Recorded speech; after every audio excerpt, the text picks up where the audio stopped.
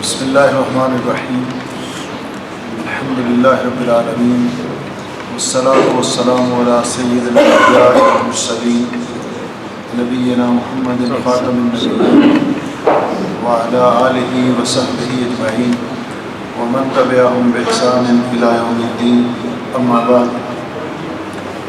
معزز سامعین و ناظرین، السلام علیکم ورحمۃ اللہ وبرکاتہ۔ میں اس درس تفسیر میں آپ کو خوش آمدید کہتا ہوں اور اللہ رب العزت کی بارگاہ میں دعا گو ہوں کہ اللہ سبحانہ و تعالی ہمارا اس بابرکت مجلس میں شریک ہونا قبول و منظور فرمائے اور ہمیں اپنی کتاب مقدس کا صحیح فہم نصیب فرمائے اور کتاب اللہ اور سنت رسول اللہ صلی اللہ علیہ وسلم کے مطابق زندگی بسر کرنے کی توفیق بخشے۔ قیامت کے دن قرآن کریم کو ہمارا سفارشی بنائے۔ کل کے درس سے سورہ عبسہ کی تفسیر جاری ہے اور کل ہم نے اس کی ابتدائی 23 آیات 23 آیت تک ترجمہ اور تفسیر کیا تھا۔ آخری آیات میں اللہ سبحانہ و تعالیٰ نے جو ہم نے ذکر کی نیچے آواز اچھا، تو اللہ سبحانہ و تعالیٰ نے انسان کی تخلیق کے مراحل کا ذکر کرنے کے بعد پھر اس کی موت کا ذکر کیا اور مرنے کے بعد پھر اللہ رب العزت نے قبر کا تذکرہ کیا کہ ہم نے قبر عطا کی، اور میں نے عرض کیا تھا کہ مرنے کے بعد عالم برزخ میں جہاں کسی انسان کا جسم رہتا ہے وہ قبر کہلاتی ہے۔ پھر اللہ رب العزت نے فرمایا کہ پھر جب اللہ کی کو منظور ہوگا قیامت کے دن ثم اذا شاء انشرہ، اللہ رب العزت قبروں سے دوبارہ اٹھائے گا۔ نشور کا معنی ہے دوبارہ اٹھنا، جس طرح کہ ہم صبح اٹھنے کی دعا جو پڑھتے ہیں تو اس کے اندر بھی ہم یہ پڑھتے ہیں کیا؟ الحمدللہ الذی احیانا بعد ما اماتنا والیہ النشور، کہ تمام تعریفیں اس اللہ کے لیے جس نے ہمیں مرنے کے بعد دوبارہ زندہ کیا، یعنی سلانے کے بعد دوبارہ اٹھایا، اور اسی کی طرف اٹھ کر جانا ہے، اسی کی طرف اٹھ کر جانا ہے۔ تو اللہ رب العزت نے فرمایا پھر جب اللہ کو منظور ہوگا تو اللہ رب العزت دوبارہ قبروں سے زندہ کر کے اٹھائے گا۔ کلا لما یقض ما امرہ،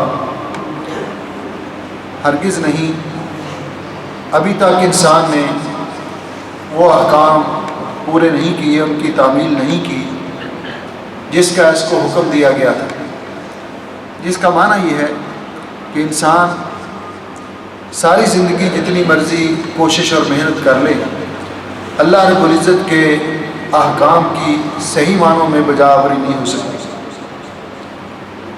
اس قدر اس مالک کے ہم پر احسان اور انعامات ہیں۔ اس کے بعد آج کا درس جہاں سے شروع ہو رہا ہے آیت نمبر 24، اللہ سبحانہ و تعالیٰ کا ارشاد گرامی ہے، اعوذ باللہ السمیع العلیم من الشیطان الرجیم، فَلْيَنْظُرِ الْإِنسَانُ إِلَىٰ طَعَامِهِ۔ فَلْيَنْظُرْ یہ امر کا صیغہ ہے، امر غائب کا، جس کا معنی انسان کو چاہیے کہ دیکھے۔ دیکھنے سے مراد یہاں دو ہی ہیں کہ نظر جو ہے ایک تو آنکھوں سے دیکھے اور دوسرا غور و فکر کرے۔ انسان کو چاہیے کہ دیکھے اِلَىٰ طَعَامِهِ، اپنے کھانے کی طرف۔ یہ کھانا جو ہم کھاتے ہیں، تو گویا کہ اس سے پہلی آیات کریمہ میں اللہ رب العزت نے انسانی جسم کے تخلیقی مراحل کا تذکرہ کیا، انسان کی جسم کو اللہ رب العزت نے کس طرح پیدا کیا، پھر کس طرح اللہ رب العزت نے اس کا رزق مقرر کیا، عمر مقرر کی، شقی ہوگا یا سعید ہوگا، کیسے اعمال کرے گا، اس کا ذکر کیا، اور پھر اس جسم کی دنیاوی طور پر زندگی کے اختتام کا ذکر کیا، اس کے بعد اللہ رب العزت نے پھر اپنی ان نعمتوں کا ذکر ان آیات میں شروع کیا ہے جو اس جسم کی بقا کے لیے ضروری ہے۔ اس جسم کی بقا کے لیے اور نشو و نما کے لیے جو چیزیں ضروری ہیں اللہ رب العزت نے ان کا ذکر کیا کہ یہ جسم بھی اللہ رب العزت نے ہمیں عطا کیا، اور اس جسم کی بقا کے لیے، اس کی نشو و نما کے لیے، اس کی صحت و سلامتی کے لیے جو چیزیں ضروری تھیں اللہ رب العزت نے ان کا بھی ذکر کیا۔ گویا کہ یہ اللہ رب العزت کے انعام ہیں۔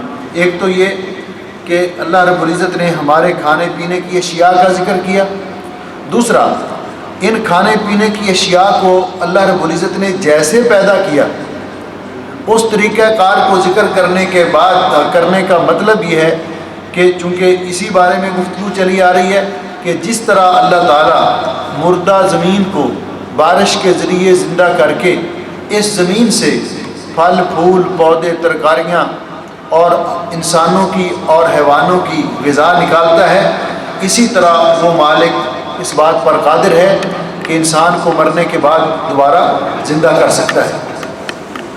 اس لیے کہ رسول اکرم صلی اللہ علیہ وسلم نے فرمایا کہ جب انسان کو قبر کے اندر دفن کیا جاتا ہے تو انسان کے جسم کو مٹی کھا جاتی ہے، سوائے انبیاء علیہم السلام کے اجساد مطہرہ کہ ان کو اللہ رب العزت نے مٹی پر زمین پر حرام قرار دیا ہے، ان کو مٹی نہیں کھاتی۔ اس کے علاوہ باقی تمام لوگ یا جن کو اللہ رب العزت جن کے جسم کو محفوظ رکھنا چاہے، اس کے علاوہ باقی تمام لوگ جو قبر میں دفن ہوتے ہیں ان کے جسم کو مٹی کھا جاتی ہے، اور رسول اکرم صلی اللہ علیہ وسلم نے فرمایا جسم کی ایک ہڈی صرف باقی رہتی ہے، ایک ہڈی، اللہ عجب الذنب، یہ ہڈی جو ہے ریڑھ کی ہڈی کے آخری پورا جو ہوتا ہے نا نوکدار، انسان کی ریڑھ کی ہڈی کا آخری پورا وہ جو نوکدار ہے یہ صرف باقی رہ جاتا ہے، اس کو مٹی نہیں کھاتی۔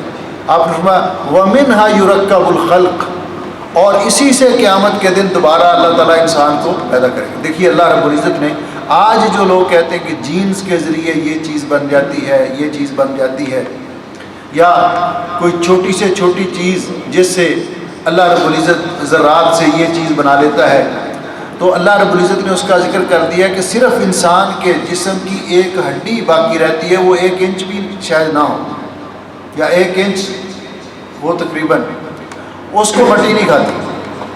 باقی ساری ہڈیاں جو ہیں یہ انسان کی ان کو مٹی کھا جاتی ہے، تو وہاں سے اللہ تعالیٰ مخلوق کو دوبارہ ہر انسان کی وہ ہڈی جو اللہ تعالیٰ نے محفوظ رکھی ہے اس سے اللہ تعالیٰ انسان کو دوبارہ پیدا کرے گا۔ تو اللہ رب العزت فرماتے ہیں اسی طرح اللہ سبحانہ و تعالیٰ نے یہ بھی ہمیں غور و فکر کرنے کی دعوت دی کہ فَلْيَنظُرِ الْإِنسَانُ إِلَىٰ طَعَامِهِ، انسان کو چاہیے کہ وہ اپنے کھانے کی طرف دیکھے، اپنے کھانے پر غور کرے کہ ہم نے اس کو کیسے پیدا کیا۔ آگے اس کا طریقہ کار بیان کیا، انا، بے شک ہم نے، یہ جمع متکلم کا صیغہ ہے، بے شک ہم نے، سببنا، سبا یا سبو کا معنی ہوتا ہے اوپر سے بہانا، اوپر سے نیچے کو بہانا۔ پانی جب اوپر سے نیچے بہایا جاتا ہے تو اس کو کہتے ہیں کہ سب الماء، انا سببنا الماء، بے شک ہم نے برسایا، یعنی اوپر سے بہایا کے معنی تو اس سے مراد بارش ہے، ہم نے اوپر سے پانی برسایا، سبا خوب اچھی طرح برسانا، یعنی ہم نے موسلا دار بارش کی، ہم نے آسمان سے پانی برسایا، اوپر سے پانی برسایا، سبا خوب اچھی طرح برسانا، یعنی خوب اچھی طرح ہم نے پانی برسایا اور بارش نازل کی۔ ثم، پھر اس بارش کے ذریعے، اس پانی کے ذریعے، ثم شققنا، شقہ یشقو کا معنی ہوتا ہے پھاڑنا کسی چیز کو، اور یہاں جو اللہ رب العزت نے فرمایا زمین کے بارے میں تذکرہ کر کے، ثم شققنا الارض، پھر ہم نے پھاڑا زمین کو، شقہ عجیب طریقے سے، یہ نہیں کہ اس میں دراڑ پیدا ہوئی، نہیں، جہاں جہاں کوئی دانے تھے، جہاں بیج تھے، وہاں سے اللہ تعالیٰ نے زمین کو شق کیا، اس بیج کی حیثیت سے کہ جتنے مقدار میں اس کو چاہیے تھا، تو پھر ہم نے عجیب طریقے سے زمین کو پھاڑا، زمین کو شق کیا۔ فَأَنبَتْنَا فِيهَا فَأَنبَتْنَا پس اگایا ہم نے. نباتات اسی لیے کہتے ہیں کہ وہ زمین سے اگتی ہے. فَأَنبَتْنَا فِيهَا پس اگایا ہم نے اس میں. کس میں؟ زمین میں. حبا، حبا سے مراد دانے دار چیزیں جتنی ہیں. اناج، اس کے اندر گندم بھی ہے، چاول بھی ہے، دالیں بھی ہیں، جو بھی دانے دار چیز ہے، اناج ہے، وہ ساری کی ساری اس کے اندر آتی ہیں. تو ہم نے اگایا اس میں، یعنی زمین میں اناج اگایا. وعنبا اور انگور اگائے، یعنی انگوروں کی بیلیں اگائیں. وقدبا، قدب کہتے ہیں اصل اس کا معنی عربی زبان میں کاٹنا کسی چیز کو. تو یہاں اس سے مراد ترکاریاں اور چارہ ہے کہ جس کو بار بار کاٹا جاتا ہے. چارے کو ایک دفعہ کاٹا، پھر وہ بڑھ گیا، پھر دوبارہ اس کو کئی بار وہ استعمال میں آتا ہے. اسی طرح ترکاریاں کاٹ لیتے ہیں نہیں لگ جاتی ہیں، کاٹ لیتے ہیں نہیں لگ جاتی ہیں. تو اس سے مراد ہے، قدبہ سے مراد چارہ جانوروں کا اور ترکاریاں سبزیاں. وعنبا وقدبا اور انگوروں کی بیلیں اگائیں اور ترکاریاں اور چارہ اگایا. وزیتون اور زیتون اگایا، زمین سے ہم نے زیتون پیدا کیا. اور یہ زیتون کا درخت جو ہے، رسول اکرم صلی اللہ علیہ وسلم نے فرمایا، قرآن پاک میں بھی اللہ رب العزت نے اس کا ذکر کیا کہ یہ شجرہ مبارکہ ہے. زیتون کا درخت، اس کو شجرہ مبارکہ کہا. من شجرۃ مبارکہ زیتون لا شرقیہ ولا غربیہ. لا شرقیہ اور لا غربیہ کا کیا معنی؟ کہ یہ ایسا پودا نہیں کہ جس کو صرف طلوع کے وقت اس کو دھوپ پہنچتی ہے یا غروب کے وقت ہی، بلکہ اس کو صبح سے لے کر شام تک اس پر دھوپ رہتی ہے. اور اس کو شجرہ، رسول اکرم صلی اللہ علیہ وسلم نے فرمایا کلوا الزیت وادہنوا بہ، زیتون کھاؤ بھی، اس کا تیل نکال کر اس کے ساتھ مالش بھی کرو. فإنہا من شجرۃ مبارکہ، اس لیے کہ یہ بابرکت درخت میں سے ہے. اللہ تعالیٰ نے اس کو، تو اللہ تعالیٰ نے زیتون پیدا کیا. ونخلا اور کھجور کے درخت پیدا کیے. زیتون اور کھجور کے درخت پیدا کیے. نخل کہتے ہیں کھجور کے درخت کو. اور اس کا جو پھل ہوتا ہے اس کو تمر کہا جاتا ہے جس وقت وہ پک جاتی ہے، چوہارے کی شکل اختیار کر لیتی ہے. بسر کہتے ہیں جس وقت وہ آدھی کچی اور پکی ہوتی ہے. رطب کہتے ہیں جس طرح جب وہ ڈوکے کی شکل میں ہوتی ہے. تو یہ اس کے مختلف نام ہیں. اور اس پھل کا جو درخت ہے اس کا نام نخل ہے. وہ نخلا اور زیتون اور کھجور یہ اگائے. وہ حدائق، حدائق حدیقت ان کی جمع ہے، اس سے مراد باغات. وہ حدائق غلبہ، غلبہ سے مراد گھنے، اور گھنے باغات اگائے، اور گھنے باغات اگائے بارش کے پانی کے ذریعے. وہ فاکہہ، فاکہہ کہتے ہیں پھل اور میوے، ہر قسم کا پھل اور میوہ اس کو فواکہ کہتے ہیں. اور یہ فاکہۃن اور اس کی جمع فواکہ. وہ ابا، ابا سے مراد یہ ہے کہ وہ نرم و نازک اور تر و تازہ گھاس جو جانور کھاتے ہیں. تو فاکہہ انسان کی غذا میں بہترین فاکہہ ہے، پھل اور میوے ہیں، اور جانوروں کی غذا میں بہترین ابا ہے. اب تو اس کا مراد تر و تازہ گھاس اور چارہ، تر و تازہ گھاس اور چارہ. اور اللہ رب العزت نے پھل اور میوے اور گھاس اور چارہ اگایا اس پانی کے ذریعے. متاع لکم، یہ فائدے کی چیز ہے تمہارے لیے. متع کا معنی ہوتا ہے فائدہ اٹھانا. یہ فائدے کی چیز ہے، استعمال کی چیز ہے. لکم تمہارے لیے، ولانعامکم اور تمہارے جانوروں کے لیے. فاکہہ تمہارے لیے اور ابا جانوروں کے لیے. پھل میوے آپ کے لیے، اور ڈنٹل اور جو چارہ دوسرا ہے وہ جانوروں کے لیے. یہ ذکر کرنے کے بعد اللہ رب العزت نے ایک تو اپنی نعمتوں کا احسان ذکر، نعمتیں یہ گنوائیں، کیونکہ اس سے پہلے اللہ رب العزت نے ذکر کیا ہے کہ قتل الانسان ما اکفر، انسان تباہ ہو جائے، ہلاک ہو جائے، یہ کتنا ناشکرا ہے.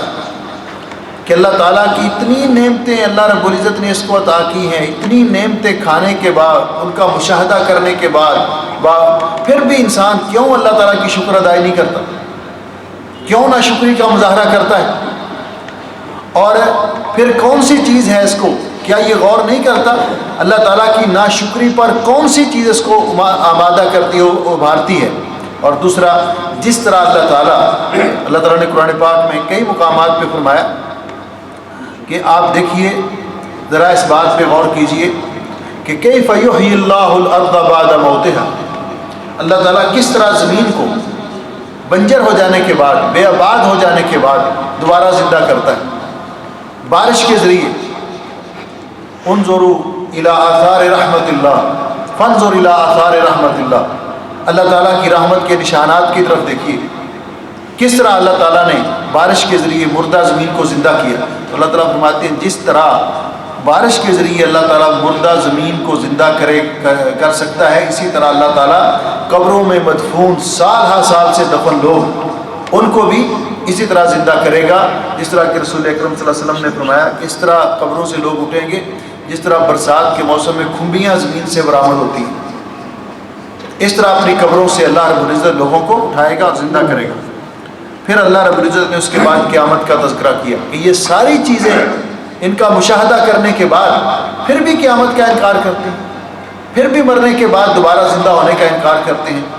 فَإِذَا جَاءَتِ الصَّاخَّةُ، صاخہ کہتے ہیں اصل میں کانوں کو بہرا کر دینے والی چیز، تو کیا قیامت کے ناموں میں سے ایک نام الصاخہ بھی ہے کہ کانوں کو بہرا کر دینے والی، جس طرح پچھلی صورت میں گزرا الطامہ، الطامۃ الکبریٰ، سب سے بڑی مصیبت، یہ بھی قیامت کا نام ہے، اور الصاخہ یہ بھی قیامت کا نام ہے۔ جس طرح کہ حضرت ابن عباس رضی اللہ عنہ فرماتے ہیں کہ جب اسرافیل علیہ السلام قیامت کے دن سور پھونکیں گے تو اس کی آواز اتنی زوردار ہوگی کہ جس سے کان پھٹ جائیں گے، ایسے ہوگا جس طرح کان بہرے ہو گئے۔ تو جب کانوں کو بہرا کر دینے والی آئے گی یعنی قیامت، تو اس دن انسانوں کی کیفیت کیا ہوگی، قیامت کی ہولناکی۔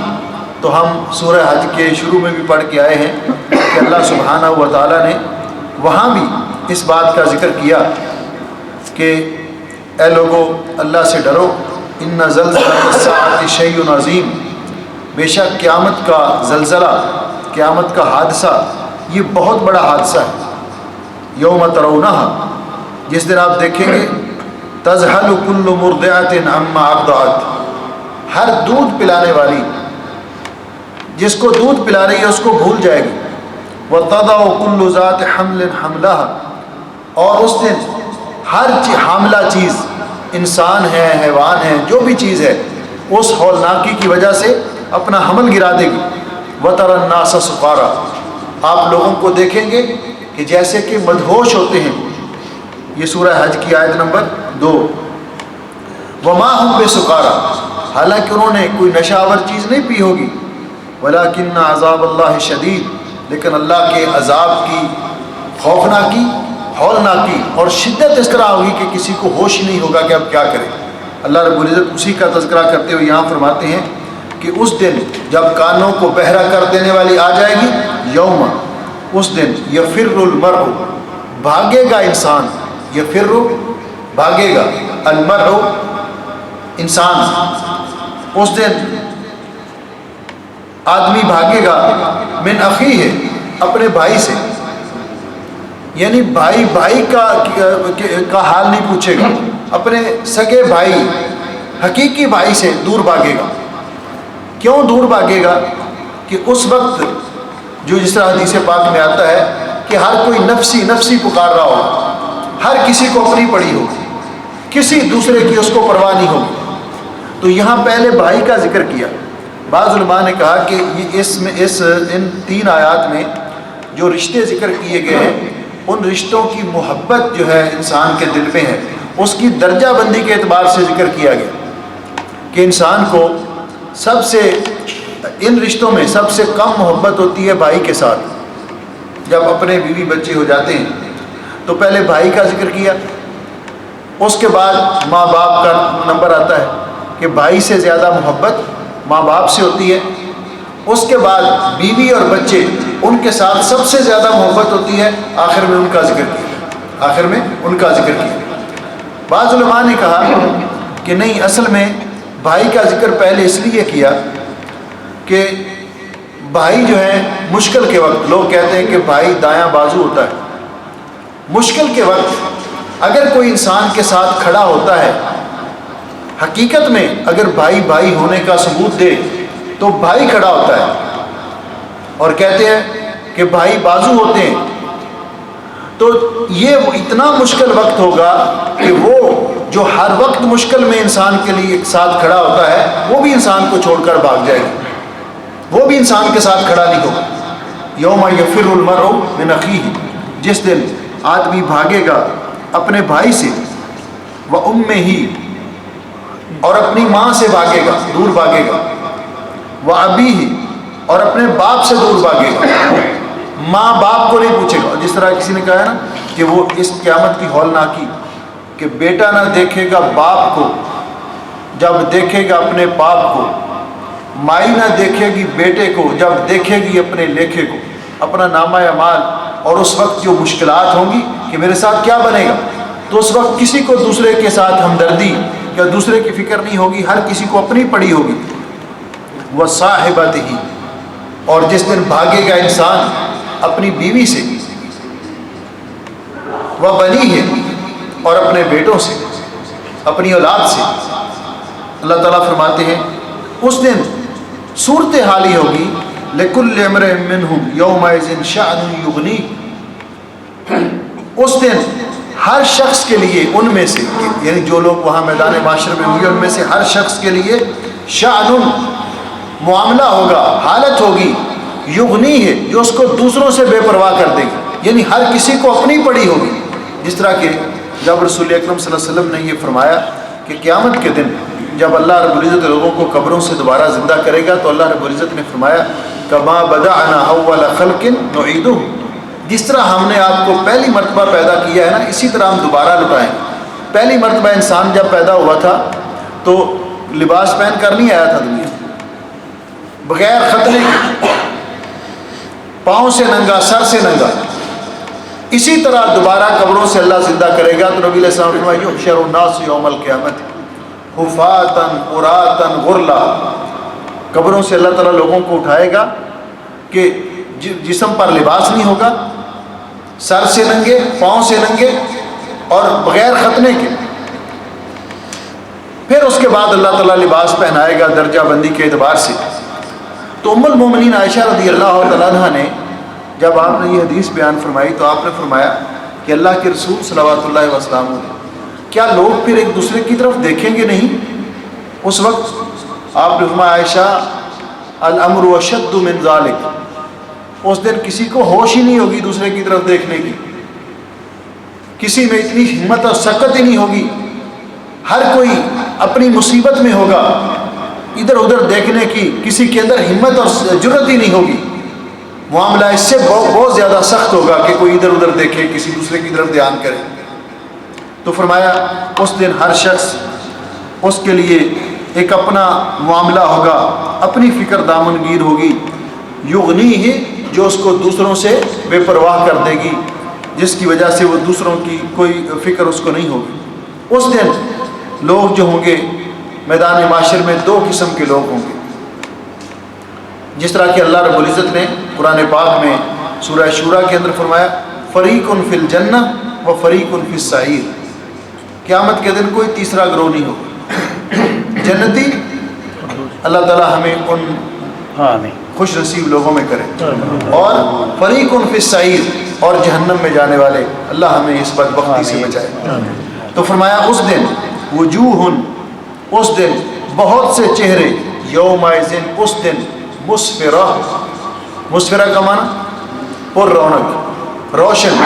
بہت سارے چہرے اس دن روشن ہوں گے، یعنی حشاش بشاش ہوں گے.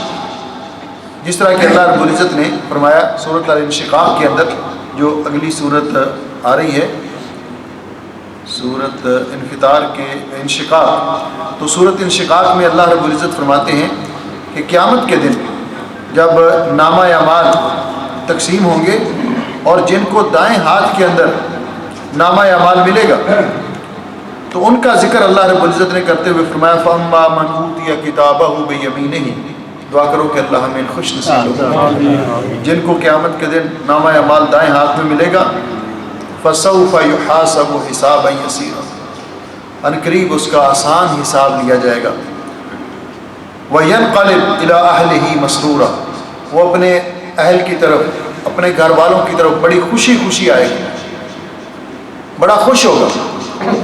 ام المومنین عائشہ رضی اللہ تعالیٰ عنہ نے جب نبی پاک صلی اللہ علیہ وسلم سے یہ دعا سنی کہ اللہم حاسبنی حسابا یسیرا، اے اللہ میرا حساب آسان لینا، تو اماں جان نے پوچھا کہ آسان حساب کیا ہوتا ہے، مل حساب الیسیر، تو نبی علیہ السلام نے فرمایا کہ عائشہ آسان حساب یہ ہے کہ اللہ تعالیٰ قیامت کے دن انسان سے کہیں، پوچھیں تو نے یہ کیا، تو نے یہ کیا، تو نے یہ کیا، یا اللہ مجھ سے یہ ہو گیا، یا تجھے معاف کیا، یعنی ایک سرسری حساب۔ وَمَن نُوقِشَ الْحِسَابَ فَقَدْ عُذِبَ، اللہ آپ نے فرمایا جس سے اللہ نے مناقشہ شروع کر دیا وہ نہیں بچ سکے۔ آسان حساب کیا کہ تو نے یہ کیا، یا اللہ ہو گیا مجھ سے، اور مناقشہ کیا، تو نے کیوں کیا، تو نے یہ کیا اور کیوں کیا، جس سے اللہ نے یہ پوچھنا شروع کر دیا آپ نے فرمایا وَمَن نُوقِشَ الْحِسَابَ فَقَدْ عُذِّبَ، تو وہ اللہ کے عذاب سے نہیں بچ سکے۔ اللہ تعالیٰ اس دن ہمارے ساتھ رحم و کرم کا معاملہ اور ہمارا حساب آسان کرے۔ فرمایا اس دن بہت سارے چہرے روشن ہوں گے، ضاحکۃ، ہنستے ہوئے، مستبشرہ، خوش باش، ہنستے ہوئے، ضاحکہ مسکراتے ہوئے، اور مستبشرہ خوش باش، حشاش بشاش ہوں گے۔ اللہ تعالیٰ ہمیں ان خوش نصیب لوگوں میں کرے۔